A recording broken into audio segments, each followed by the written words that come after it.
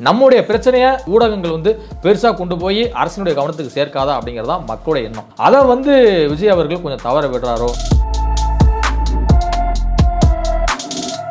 ஒரு விவசாயிகள் மேல் குண்டாசே போட்டிருக்கு அப்படின்னா திமுக ஆட்சியில் நிகழ்ந்த சம்பவம்.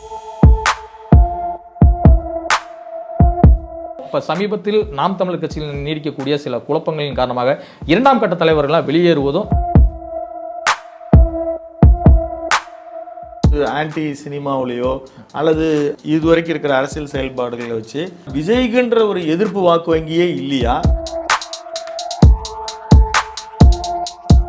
பொங்கல் முடிச்சு போனாருன்னு நினைக்கிறேன்.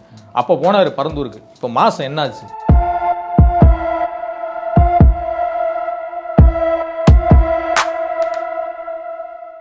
அறந்தமிழ் நேயர்களுக்கு இனிய வணக்கம். நடப்பு நிகழ்வுகள் குறித்து பேசுவதற்கு ஊடகவியலாளர் திரு சங்கீத் குகன் அவர்கள் இணைந்திருக்கிறார். சார் வணக்கம். வணக்கம் சார். விஜய் அவர்கள் சமீபத்தில் அவருடைய செயற்குழுவில் பேசிய பிறகு இப்போ ஒரு ஆக்டிவாக இறங்கி ஒர்க் பண்ண போகிறாரு அப்படின்றது மாதிரி மக்கள் எதிர்பார்ப்பு, ஒரு முதல்ல எதிர்பார்ப்பு இருந்துச்சு, அப்புறம் குறைஞ்சது, இப்போ மறுபடியும் எதிர்பார்ப்பு அதிகமாக இருக்குது. 2 கோடி பேர் தொண்டர்களை நாங்கள் இணைக்க போகிறோன்னு வேறு அவங்க சொல்லியிருக்காங்க. இப்போ விஜயனுடைய அரசியல் இப்போ தனியாக அவர் நிற்கிறேன்னு ஒரு முடிவு செய்த பிறகு யார் அவர் வந்து பெரும்பாலும் பாதிப்பு ஏற்படுத்துவார்? அவருடைய வெற்றி வாய்ப்பு எப்படி இருக்கிறதா கணிக்கிறீங்க? விஜய் அவர்களுக்கு நான் ஏற்கனவே நம்மளுடைய நேர்காணலையும் சொல்லியிருக்கேன், எங்களுடைய சேனல்லையும் நம்ம சொல்லிட்டு வர்றதான் 10% வாக்குகளை பெறுவார் அப்படிங்கிறது உண்மை. ஆனால் அதுக்கு மேலே அவர் வந்து பெறணும் அப்படின்னா இன்னும் அவர் வந்து ஃபீல்டுக்கு வரலை அப்படிங்கிறதான் என்னுடைய கருத்து. சமீபத்தில் அஜித்குமார் அவருடைய வீட்டுக்கெலாம் வந்து போயிருந்தார், திருப்புவனத்துக்கு. அதெல்லாம் வந்து ஒரு நல்ல விஷயந்தான். ஏன் அப்படின்னா, ஒரு ஆளும் அரசு செய்யக்கூடிய தவறுகளை வந்து சுட்டி காட்ட வேண்டிய இடத்தில் இருக்க வேண்டியவங்க எதிர்க்கட்சி தலைவர்கள் தான். இந்த விதத்தில் முதலாவதாக போய் அவங்க அஜித்குமார் வீட்டுக்கு போனவங்க வந்து வேல்முருகன், திருமாவளவன், அப்புறம் ஹரிநாடார், இன்னும் பல தலைவர்களை வந்து குறிப்பிடலாம். கம்யூனிஸ்ட் கட்சியினுடைய சண்முகம், சிபிஎம், இவங்க எல்லாத்தையுமே வந்து நேரடியாக போயிருந்தாங்க. ஸோ அந்த விதத்தில் விஜய் அவர்கள் போய் பார்த்ததும் நல்ல விஷயந்தான். ஆனால் அதே சமயம் சூட்டோட சூடாக நீங்கள் வந்து உடனடியாக ஒரு பெரிய போராட்டத்தெல்லாம் முன்னெடுத்துருக்கணும். நீங்கள் வந்து சென்னை ராஜரத்னம் ஸ்டேடியம் பக்கத்தில் நாங்கள் வந்து அனுமதி கேட்டோம், அப்பாயின்மெண்ட் கேட்டோம், அவங்க தரமாட்டேன்ட்டாங்க அப்படின்னா நீங்கள் உடனடியாக நீங்கள் என்ன பண்ணணும், திருப்புவனத்திலே ஒரு போராட்டத்தை நடத்தணும். அங்கே உள்ளூரில் நிர்வாகிகள் இருப்பாங்க, நடத்தியிருக்காங்க. மாவட்ட அளவில் வந்து பார்த்தீங்கன்னா குறைஞ்சது 2 மாவட்ட செயலை வச்சுருக்கீங்க சிவகங்கை மாவட்டத்தில். அப்போ அந்த 2 மாவட்ட செயலை அழைச்சி நீங்கள் பேசியிருக்கணும். உடனடியாக நீங்கள் இமீடியட்டாக ஒரு போராட்டத்தை நடத்துங்க. சிபிஎம்க்கு பர்மிஷன் அங்கே கிடைக்கிது, நாம் தமிழருக்கு பர்மிஷன் கிடைக்கிது, இன்னும் கம்யூனிஸ்ட்டுக்கு எல்லா கட்சிகளுமே பர்மிஷன் கிடைக்கும் போது உங்களுக்கு ஏன் கிடைக்கல? இப்போ சமீபத்தில் பிரேமலதா அவர்கள் கூட ஒரு சிறப்பான கேள்வி எழுப்பியிருந்தாங்க.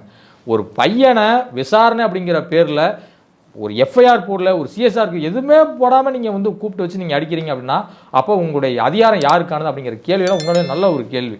ஸோ இதுதான் வந்து மக்கள் எதிர்பார்ப்பாங்க. இமீடியட் ரியாக்ஷன் உங்கள்கிட்ட என்ன அப்படின்னு தான் மக்கள் எதிர்பார்ப்பாங்க. இப்போ இன்ன வரைக்கும் வந்து பார்த்தீங்கன்னா சீமான் அவர்கள் கூட இன்றைக்கி பேட்டியில் சொல்லியிருக்கிறார், நான் திருப்புவனம் போவேன், எனக்கு நீ பர்மிஷன் தர முடியாதுலாம் சொல்ல முடியாது, நிச்சயமாக பெரிய போராட்டத்தை நான் நடத்துவேன் அப்படிங்கிறார். இதுதான் தலைவர்களிடமிருந்து மக்கள் எதிர்பார்ப்பது இந்த ஒரு விஷயத்தை தான். நமக்காக யாராவது குரல் கொடுக்க மாட்டாங்களா? நமக்காக யாரும் பேச மாட்டாங்களா? நம்முடைய பிரச்சனையை இந்த ஊடகங்கள் வந்து பெருசாக கொண்டு போய் அரசினுடைய கவனத்துக்கு சேர்க்காதா அப்படிங்கிறதா மக்களுடைய எண்ணம். அதை வந்து விஜய் அவர்கள் கொஞ்சம் தவற விடுறாரோ அப்படிங்கிறது பலருடைய கருத்து. ஒரு 2 லட்ச ரூபா தொகையை கொடுத்துருக்கிறாரு. அதற்கு மேல வந்து இந்த விஷயத்துல நம்ம அவரை எதிர்பார்க்கணுமா பெருசா? இல்ல, அவர் வந்து உதவித்தொகை செஞ்சது எல்லாமே வந்து ரைட்டு, நான் போனதே நல்ல விஷயம் தான் நான் சொல்றேன். இந்த மாதிரி இமீடியட் ரியாக்ஷனை தான் வந்து எல்லாருமே கேட்கறாங்க, விஷயங்களே இந்த மாதிரி இருக்கணும், எல்லாமே கேட்கறாங்கன்னு சொல்றேன். இப்போ வந்து கடைசியா வந்து இந்த நிகழ்வுக்கு முன்பாக மக்கள் போராட்டத்தின்னு அவர் கலந்துக்கிட்டது பரந்தூர் மட்டும்தான். இப்போ லாஸ்டா செயற்குழுல கூட அவர் என்ன சொல்றாரு, பரந்தூர் பிரச்சனை தான் முன்னின்று பேசுறாரு. நீங்க அப்படியே இன்னும் அந்த பரந்தூர்ல இருந்து ஒரு 50-60 கிலோமீட்டர் தள்ளி போங்க, மேல்மா செய்யாறு பக்கத்தில் மேல்மாங்கிற கிராமம் இருக்குது. ஏற்கனவே செய்யாறில் சிப்காட் தொழிற்சாலை இருக்குது, மேலும் இன்னொரு சிப்காட் தொழிற்சாலை இதுக்கு அப்படின்னு சொல்லிட்டு தான் பல விவசாய அமைப்புகளை வந்து எதிர்த்து போராடுறாங்க. கிட்டத்தட்ட வந்து பார்த்தீங்கன்னா குண்டாஸ் வழக்கெலாம் வாங்கினாங்க. ஒரு விவசாயிகள் மேலே குண்டாஸே போட்டிருக்கு அப்படின்னா திமுக ஆட்சியில் நிகழ்ந்த சம்பவத்தை யாருமே ரொம்ப ஆச்சரியமாக பார்க்குறாங்க. அதாவது திமுக ஆட்சிக்கு வரணும்னு சொல்லி சப்போர்ட் பண்ண சங்கங்களே வந்து ரொம்ப ஆச்சரியமாக பார்க்குறாங்க. என்னங்க இவங்களுக்காக ஓட்டு கேட்டோம் விவசாய மக்கள்கிட்டலாம் போய் எங்கள் மேலே குண்டாசா அப்படின்னு சொல்லிட்டு. ஸோ அந்த ஒரு விஷயத்தை வந்து ஒரு முன்னெடுத்திருக்கலாம். அதற்கு அடுத்ததாக வந்து பார்த்திங்கன்னா தொடர்ந்து இங்கே பாலியல் வன்கொடுமைகள் வந்து நாளுக்கு நாள் அதிகரித்த வண்ணம் தான் வந்து இருக்குது. ஸோ இதையெல்லாமே வந்து அரசினுடைய சட்டம் ஒழுங்கு என்ன செய்யுது? நீங்கள் வந்து முதல்வர் அவர்களே உங்களுடைய காவல்துறை வந்து சரியாக செயல்படுகிறதா? உளவு அமைப்பு உங்கள்கிட்ட சொல்கிற ஒரு விஷயம் என்ன அப்படிங்கிற பல கேள்விகளை வந்து ரவி சந்திச்சு கூட அண்ணாமலை பல்கலைக்கழகத்தினுடைய பாலியல் இதுக்காக கூட அவர் ஒரு கோரிக்கை மனு கொடுத்தாரு. அவருடைய ஸ்டேட்மெண்ட் கரெக்ட். இப்போ கூட அஜித் வழக்கில் வந்து பார்த்தீங்கன்னா ஸ்பெஷல் இன்வெஸ்டிகேஷன் டீம் வந்து எப்படி அண்ணா யூனிவர்சிட்டி வழக்கில் வந்து விசாரிச்சாங்களோ அது மாதிரியான ஒரு ஸ்பெஷல் இன்வெஸ்டிகேஷன் டீம் வந்து அமைக்கணும். விரைந்து தமிழ்நாடு அரசு வந்து அந்த வழக்கை நடத்தி உரிய நீதியை வந்து பெற்று தரணும் அப்படிங்கிறது அந்த ஒரு கான்செப்ட். அவர் சொல்ற அந்த விஷயங்கள் எல்லாமே வந்து சரிதான். ஆனால் உங்கள்கிட்ட அந்த இமீடியட் ரியாக்ஷன் வந்து பனையோரை தாண்டி வரமாட்டேங்கிறது அப்படிங்கிறதா பலருடைய குற்றச்சாட்டாக வந்து இருக்கு. இப்போ நிறைய டிவிகே தொண்டர்களே வந்து பார்த்தீங்கன்னா ரொம்பவே ஆர்வமாக இருக்காங்க. அடுத்த முறை எப்படியாவது 2026 முதல்வராக விஜய் அவர்கள் அமர்வார் அப்படிங்கிற எதிர்பார்ப்பு ஒவ்வொரு தாவேகா தொண்டர்கள் மத்தியிலுமே வந்து இருக்கு. ஆனால் அதை எப்படி இவர் வந்து பயன்படுத்த போறாருங்கிறது ரொம்ப முக்கியமான கேள்வி. இப்போ விஜயகாந்த் அவர்களை எடுத்துக்கிட்டோம் அப்படின்னா 2005 கட்சி தொடங்குறாரு. 2005 கட்சி தொடங்கி ஒரு 8 மாசத்துல தான் வந்து பார்த்தீங்கன்னா தேர்தலை சந்திக்கிறாரு. ஆனால் தேர்தலை சந்தித்தவுடன் 8.1% வாக்குகள் பெற்று மாநில கட்சியாக அங்கீகாரம் பெற்றது தேமுதிக. கூடவே விருத்தாச்சலம் தொகுதியினுடைய எம்எல்ஏவும் ஆனார் விஜயகாந்த் அவர்கள். ஆனால் அதுக்கு முன்னாடி அவர் வந்து வட மாவட்டங்களில் எவ்வளோ பயணங்களை மேற்கொண்டார் அப்படிங்கிறது ரொம்ப முக்கியத்துவம் வாய்ந்தது. அவர் ரசிகர் மன்றமாக இருக்கும்போதே வந்து பார்த்தீங்கன்னா தன்னுடைய படங்களில் ரசிகர் மன்ற கொடியை காமிக்கிறது, இப்போ இருக்கிற அந்த தீபம் ஏந்தின கொடி காமிக்கிறது, அப்புறம் விருத்தாச்சலம், கள்ளக்குறிச்சி, அப்புறமேல் இன்னும் கடலூர், விழுப்புரம், வேலூர் அப்படின்னு சொல்லிட்டு பல இடங்களுக்கெல்லாம் வந்து போய் பார்த்தீங்கன்னா தன்னுடைய நற்பணி மன்றத்தின் மூலம் பல நலத்திட்ட உதவிகள் செஞ்சதன் காரணமாக தான் விஜயகாந்துக்கு ஒரு நல்ல பேரு மரியாதை எல்லாமே கிடைச்சது. அதன் காரணமாக தான் விருத்தாச்சலம் பகுதியிலே வந்து ஜெயிக்கவும் முடிந்தது. இல்லைனா அது வந்து வாய்ப்பு ஒரு சுற்றுப்பயணம் மேற்கொள்வதாக அவர் திட்டமிட்டிருப்பதாக நம்ம அறிகிறோம். ஆனால் அவருடைய இந்த வாக்கு வங்கி அப்படின்றதுல வந்து அவருக்கு யார் அதிமுகவை அதிகமாக பாதிப்பாரா அல்லது திமுகவை அதிகமாக பாதிப்பாரா? என்னை பொறுத்த வரைக்கும் வந்து பார்த்தீங்கன்னா எல்லா கட்சிகளுக்குமே பாதிப்பு ஏற்படும் அப்படிங்கிறது தான் என்னுடைய கருத்து. ஏன் சொல்கிறேன் அப்படின்னா இன்னைக்கு தாவேகாவுடைய வாக்காளர்கள் அப்படின்னு எடுத்துக்கிட்டிங்கன்னா குறைஞ்சது ஒரு 18 வயசுலேருந்து ஒரு 40 வயதுக்குட்பட்டவர்களாக தான் வந்து இருக்கிறாங்க. தொடர்ந்து அப்போ ரசிகர் மன்றம், அப்புறம் மக்கள் இயக்கம், அதன் பிறகு கட்சி ஆரம்பித்ததுலேருந்து இது மாதிரியான கேட்டகரியில் எல்லாமே வந்து பார்த்தீங்கன்னா இளைஞர்களுடைய வாக்குகள் வந்து அதிகமாக இருக்குது. குறிப்பாக இன்னைக்கு வந்து ஃபேமிலி ஆடியன்ஸாக இருக்கக்கூடிய பெண்களுடைய வாக்குகள் வந்து விஜய்க்கு அதிகம் போகும் அப்படிங்கிறது தான் பலருடைய கருத்தாக வந்து இருக்குது. பிகாஸ் 2-3 சர்வேலாம் வந்து இடையில வந்து எடுத்தாங்க. அப்புறமேல இந்தியா டுடேல ஒரு கருத்து கணிப்பு வந்துச்சு. அதன் பிறகு அதுக்கு முன்பாக பாம்பேல ஒரு தனியார் நிறுவனம் நடத்திய கருத்து கணிப்பில் 105 தொகுதிகளே வந்து தாவேகா கொடுத்தாங்க. 95 தொகுதி தான் வந்து திமுக அலையன்ஸு, அப்புறம் ஒரு 65 தொகுதி தான் வந்து ஏடிஎம்கே இது மாதிரி வந்துச்சு. ஸோ இதெல்லாமே பார்க்கும்போது விஜய் அவர்களுக்கான அந்த ஸ்கோப் இருக்குது, மக்கள் மத்தியில் நம்புகிறாங்க அப்படிங்கிறது தான் உண்மை. ஆனால் அதே சமயம் இவருடைய சுற்றுப்பயணத்தை வந்து லாஸ்ட்டாக நடந்த அவங்க கட்சியோட பொதுக்குழு, அதாவது 1ஆம் ஆண்டு விழாவில் வந்து மகாபலிபுரத்தில் ஆதவர்ஜுனா பேசுகிறாரு. 2 மாதம் பொறுத்துங்க, ஜனநாயகம் ஷூட்டிங் முடிஞ்ச உடனே ஜூன்லேருந்து பாருங்கள் அதிரடியாக அந்த அரசியல் களம் வந்து மாறும், மிகப்பெரிய ஒரு மாற்றத்தை வந்து எங்களுடைய தலைவர் ஏற்படுத்த போகிறார் அப்படின்னாங்க.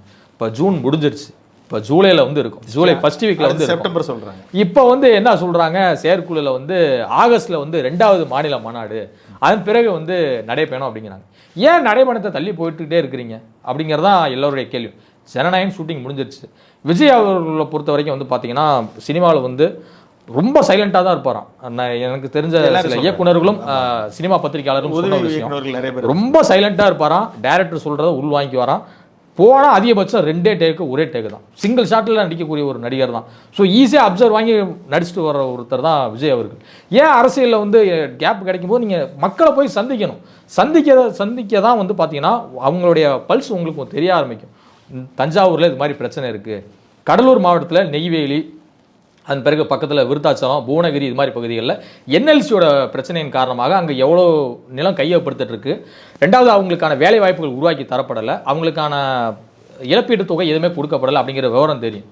மேல்மா பக்கம் போனீங்கன்னா தான் வந்து ஏன் இங்கே வந்து முப்போகம் விளையிற பூமியில் 3 முப்போகமும் நெல் விளையக்கூடிய பூமியில் எதுக்காக வந்து சிப்காட் தொழிற்சாலை அப்படிங்கிறது தெரியும்.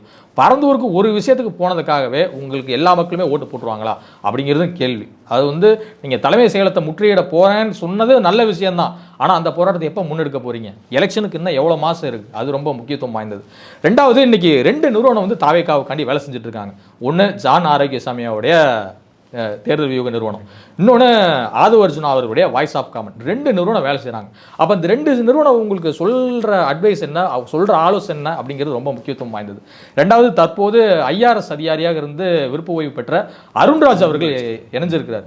ஸோ அவருக்கு என்ன மாதிரியான ஸ்பேஸ் கட்சியில் கொடுக்குறீங்க? அவரும் வந்து சென்னையை விட்டு தாண்டின மாதிரி எனக்கு ஒன்றும் தெரியல. இப்போ அவங்களுக்குலாம் ஒரு முக்கியமான பொறுப்புலாம் கொடுத்துருக்காங்க அப்படின்னா மாநில நிர்வாகிகள் எல்லாருமே வந்து ஒவ்வொரு மாவட்ட வாரியாக வந்து போய் பேசணும்.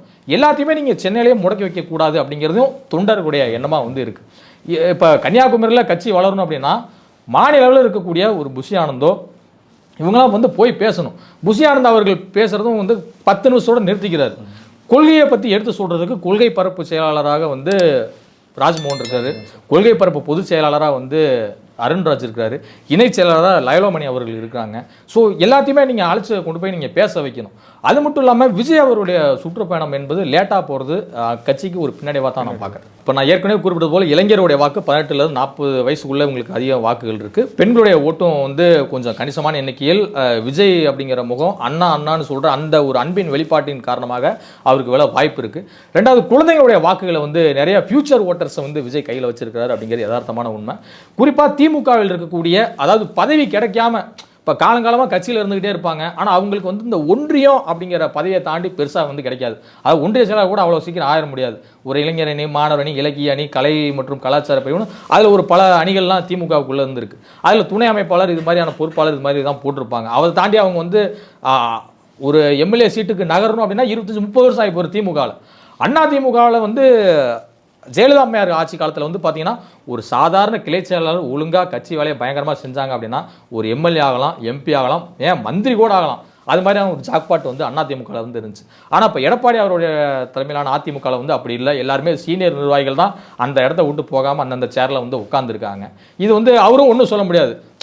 திருப்பிட்டு கொஸ்டின் கேட்பாங்க, அப்போ நீங்கள் எதை வச்சு வந்தீங்க, நீங்கள் எப்படி பொதுச் செயலாளர் ஆனீங்கன்னு எல்லாருக்குமே தெரியும், நீங்கள் எப்படி முதலமைச்சர் ஆனாங்கன்னு எல்லாருக்குமே தெரியுங்கிறனால அவரும் வாய் மூடி மௌனமாக இருக்கிறாரு. பட் இருந்தாலும் நிர்வாகிகளை வந்து பேசுறாரு, அங்கங்கே போராட்டம் வந்து நடத்திட்டு தான் இருக்காங்க. அதிமுகவோட தொண்டனுடைய என்னவா ஒரு கொள்கையாக இருக்குது அப்படின்னா திமுக எதிர்ப்பு, கலைஞர் குடும்ப எதிர்ப்பு. இது மட்டும்தான் அதிமுக தொண்டர்களுடைய கொள்கை. அதிமுக கொள்கையே வந்து அதுதான். ஸோ அப்படிப்பட்ட இடத்துல விஜய் அவர்கள் திமுகவை வந்து எவ்வளோ தூரம் கிரிட்டிசைஸ் பண்ணி எதிர்த்து அடிக்கிறாரோ அந்த அளவுக்கு திமுகவின் எதிர்ப்பு வாக்குகளை வைத்திருக்கிற அதிமுக பக்கம் இருந்தும் பெரியவருக்கான வாய்ப்புகள் அதிகம். இன்னொரு பக்கம் நாம் தமிழர் கட்சி தொடர்ந்து தமிழ் தேசிய தளத்தில் வந்து தீவிரமாக இயங்கி வரக்கூடிய கட்சி. அன்றைக்கு சீபா ஆதித்தனாரே வந்து பார்த்தீங்கன்னா ஒரு இடத்துல திமுகவினுடைய உதயசூரியன் சிம்பனில் நின்று தான் சபாநாயகரே வந்து ஆனார். ஆனால் அந்த கட்சியை மீட்டு உருவாக்கம் செஞ்சு தமிழர்களுக்கும் ஒரு இயக்கத்தை கட்டணும், தமிழர்களுக்கும் ஒரு அரசியல் புரட்சி ஏற்படுத்தணும், ஒரு மாற்றத்தை கொண்டு வரணும், தமிழ் தேசிய அரசியல் வந்து உலகளவில் கட்டமைக்கப்படணும்னு சொல்லிட்டு உருவாக்கப்பட்ட கட்சி தான் நாம் தமிழர் கட்சி. அந்த கட்சி வந்து இன்னைக்கு கொள்கை அளவில் அவங்க கேடர்ஸ்லாம் வந்து ரொம்ப ஸ்ட்ராங்காகவே இருப்பாங்க. சீமான் ஒரு 10 அடி பாஞ்சு பேசுகிறாருன்னா அவங்களுடைய தம்பிமார்களை வந்து 20 அடி பாஞ்சே பேசுவாங்க. அந்த அளவுக்கு கொள்கையில் வந்து ஸ்ட்ராங்காக இருக்கக்கூடியவங்க. ஸோ அவங்கள்ட்ட இருந்து விஜய் பக்கம் போவாங்களா அப்படின்னா கொஞ்சம் வாய்ப்பு குறைவு தான்.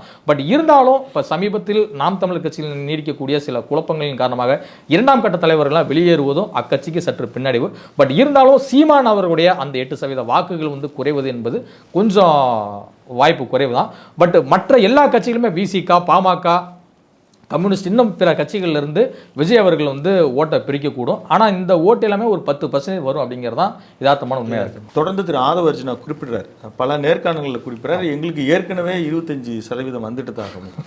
நாங்கள் இன்னும் அடுத்து இந்த நடைபயணம் இதெல்லாம் முடிஞ்சதுக்கப்புறம் அது வந்து 30 ஆகும் 40 ஆகுன்ற வரைக்கும் அவர் பேசுகிறார். கள நிலவரம் அப்படி தான் இருக்கா? நீங்கள் ஒரு 10-12 சொல்கிறீங்க, ஆனால் விஜய்க்குன்ற ஒரு எதிர்ப்பு வாக்கு வங்கியே இல்லையா? விஜய்க்குன்னு ஒரு ஆன்டி சினிமாவிலையோ அல்லது அவருடைய இந்த இதுவரைக்கும் இருக்கிற அரசியல் செயல்பாடுகளை வச்சு இந்த அளவுக்கு அவங்க எதிர்பார்க்குற அளவுக்கு வாக்கு வங்கி களத்தில் இருக்கிறதா?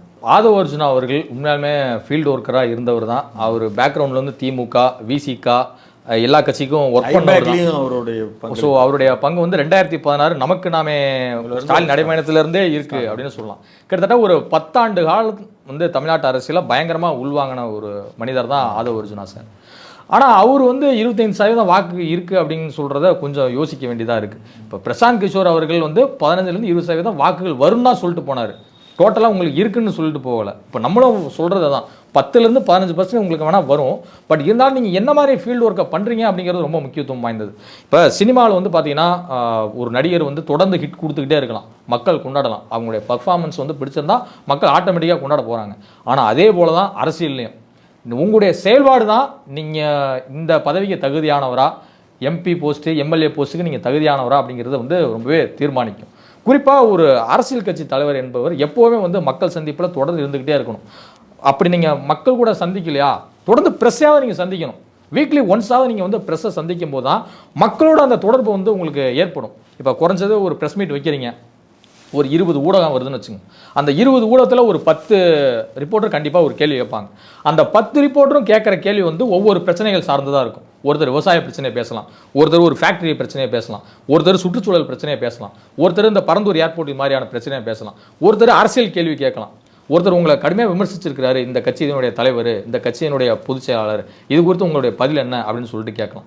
இல்லை வேற ஒரு வரக்கூடிய சென்ட்ரல் கவர்மெண்ட்டில் வராத ஃபண்டு, இப்போ தமிழ் மொழி ப்ளஸ் வெர்சஸ் ஹிந்தி அப்படிங்கிற மாதிரி இந்த கான்செப்ட் வரும்போது தாவேக்காவுடைய நிலைப்பாடு என்ன அப்படின்னு சொல்லிட்டு பல ரிப்போர்ட்டர்ஸ் கேள்வி கேட்கும்போது உங்களுடைய நிலைப்பாடு என்னவா இருக்குது அப்படின்னு சொல்லிட்டு மக்கள் தெரிஞ்சுக்க ஆர்வமாக இருப்பாங்க.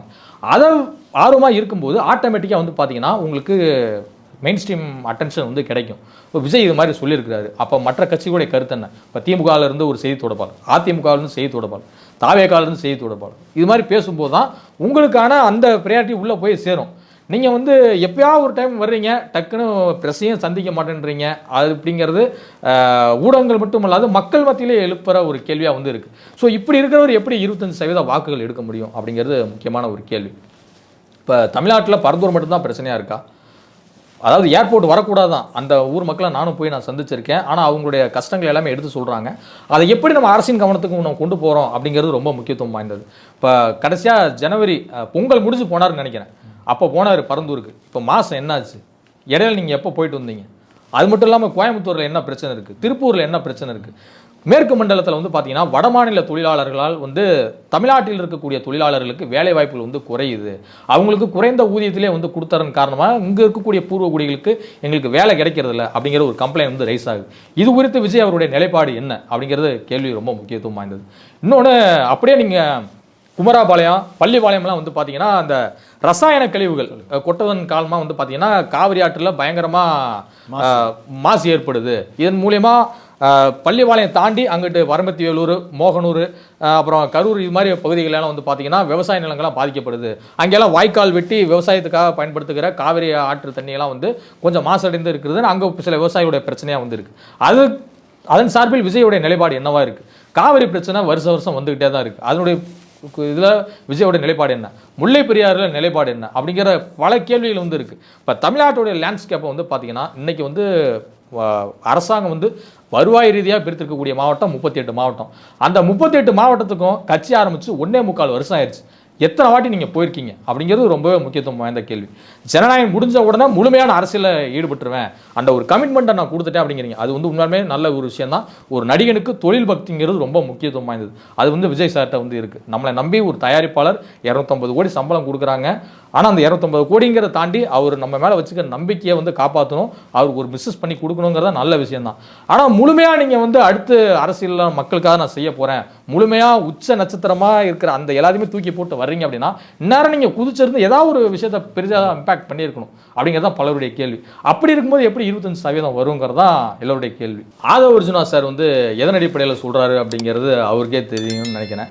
அது மட்டும் இல்லாமல் சமீபத்தில் விஜயன் சார்ட்ட வந்து இன்டர்வியூ கொடுத்துருந்தார் புதிய தலைமுறை பேட்டியில். அதில் வந்து என்ன சொல்கிறாருன்னா இப்போவே 25% இருக்குது அப்படிங்கிறாரு நீங்கள் குறிப்பிடுவது போல். இன்னும் ஃபுல்லாக களத்தில் விஜய் சார் மக்களை சந்திச்சார் அப்படின்னா இன்னும் 10% ஏறும் அப்படிங்கிறாரு. ஏங்க இன்னைக்கு வந்து தமிழ்நாட்டு சூழலில் 45% சட்டமன்ற தேர்தலில் எடுத்துட்டாங்க அப்படின்னாலே அவங்க தான் வந்து ஆட்சி. 40% எடுத்தால் அது வந்து எதிர்கட்சி. போன முறையே 2021 43.5% தான் திமுக கூட்டணி, 40% அதாவது 39% நினைக்கிறேன் அண்ணா திமுக பாஜக கூட்டணி. இவங்க வந்து செகண்ட் பிளேஸ் வந்திருந்தாங்க. கிட்டத்தட்ட ஒரு 3.5% தான் வந்து டிஃப்ரெண்ட். ஆட்சியை இழப்பதற்கு ஒரு 3.5% தான் அதிமுக வந்து இழந்துச்சு. இதுக்கு 10 வருஷம் ஆட்சியில் இருந்த கட்சி அதிமுக. அப்படி இருந்தமே 3.5% வாக்கு தான் வந்து குறைஞ்சிருக்கு. ஆனால் நீங்கள் என்ன சொல்கிறீங்க, 35%. அப்போ 30% அப்போ நீங்கள் 2ஆம் இடம் வர போகிறீங்களா அப்படிங்கிற ஒரு கேள்வி வந்து இருக்குது. ரெண்டாவது இவர் வந்து சொல்கிறாரு தாவேகா தலைமையில் தான் கூட்டணின்னு கட்சியில் முடிவெடுத்திருக்காங்க செயற்குழுவில். சரி, நல்ல விஷயம்தான். எப்போவுமே ஒரு கட்சி தொடங்கிய புதில் வந்து உடனடியாக கூட்டணியை சந்திப்பது என்பது வந்து பார்த்தீங்கன்னா அக்கட்சிக்கு வரும் எதிர்காலத்தில் பின்னடைவு தான். ஏன் அப்படின்னா அது வந்து ஒரு குறிப்பிட்டு சுருக்கிடுவாங்க. ஒரு 30 தொகுதி கொடுத்தாங்கன்னா இவங்க 30 தொகுதி தான்ப்பா, அதுலேயே நீங்கள் வந்து கரெக்டாக பர்ஃபார்ம் பண்ணி 20க்கு மேலே ஜெயிச்சிங்கன்னா மட்டும்தான் 30ங்கிறது கண்டினியூ ஆகும், இல்லைனா அது கூட குறையறதுக்கான வாய்ப்பு இருக்குது. அப்போ அந்த 30 தொகுதியில் கால்குலேட் பண்ணும்போது உங்களுடைய ரிசல்ட் என்ன அப்படிங்கிறது ரொம்ப முக்கியத்துவம் வாய்ந்தது. ஆனால் விஜயகாந்த் அப்படி பண்ணலை. 234 தொகுதியிலையும் கேண்டிடேட் போட்டார், 234 தொகுதிக்கும் போனார். தன்னுடைய வாக்குப்பலம் வந்து ஒவ்வொரு தொகுதிக்கும் 10,000 15,000 வாக்குகள் இருக்குன்னு சொல்லி நிரூபித்தார். அதன் காரணமாக தான் முதல் தேர்தலே மாநில கட்சி அங்கீகாரம் வாங்கினார். இப்போ கூட விஜய் அவர்கள் முதல் தேர்தலே வந்து இவருக்கு இருக்கிற ஃபேமுக்கு நிச்சயமாக மாநில கட்சி அங்கீகாரம் வாங்கிட முடியும். ஆனால் இவர் என்ன மாதிரியான செயல்பட போகிறாரு அப்படிங்கிறதையும் பொறுத்திருந்து பார்க்கலாம். இவர் வந்து இன்னுமே சென்னையை தாண்டாத ஒரு அரசியல்வாதியாக இருக்கக்கூடாது அப்படிங்கிறதான் பலருடைய கருத்து. உங்கள் கருத்து பதிவுக்கு மிக நன்றி. மீண்டும் ஒரு நல்ல சந்தர்ப்பத்தில் சந்திப்போம். நன்றி. நன்றி சார். நேயர்களை தொடர்ந்து இணைந்திருங்கள். அறம் தமிழ். நன்றி, வணக்கம்.